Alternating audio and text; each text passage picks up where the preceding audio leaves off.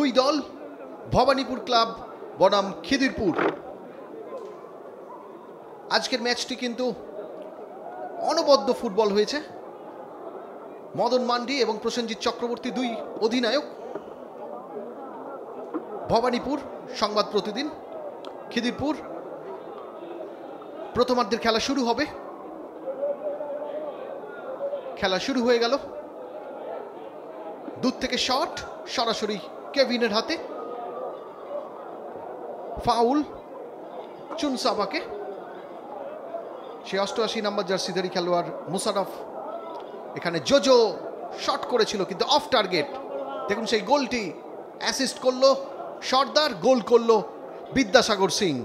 চমৎকার শট ছিল, কিন্তু এখানে সুযোগ সন্ধানী বিদ্যাসাগরের প্রথম গোল।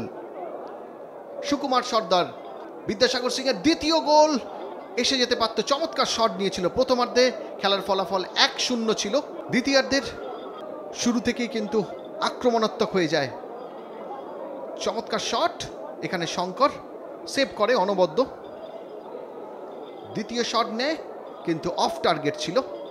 এবারে গোলটি দেখুন, বিদ্যাসাগর সিং এর দূর থেকে শট।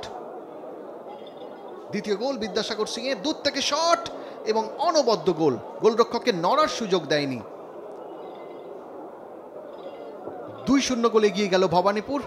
এবং আজকের 3 নাম্বার গোল আসতে পারত, কিন্তু কেভিনের দীপ সাহার দিনের সেরা গোল।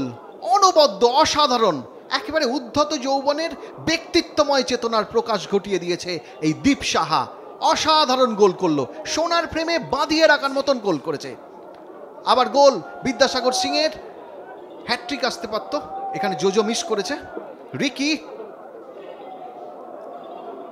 এবারে বিদ্যাসাগর সিং শট এবং গোল, সঙ্গে সঙ্গে হ্যাট্রিক হয়ে গেল। হ্যাট্রিক সম্পন্ন করলো বিদ্যাসাগর। 4-0 গোলে এগিয়ে গেল বিদ্যাসাগর। খিদিরপুরের আক্রমণ, চমৎকার হেড নিয়েছিল, কিন্তু অফ টার্গেট। আবারও শট, কিন্তু পোস্টে লেগে প্রতিহত হয়েছে। গোল নাম্বার 5 মিতের। চমৎকার জায়গায় বল দিয়েছিল এবং মিতেই কিন্তু গোল করতে ভুল করেনি। 5-0 গোলে এগিয়ে গেল ভবানীপুর। আজকের খেলার ফলাফল ভবানীপুর 5, খিদিরপুর 0।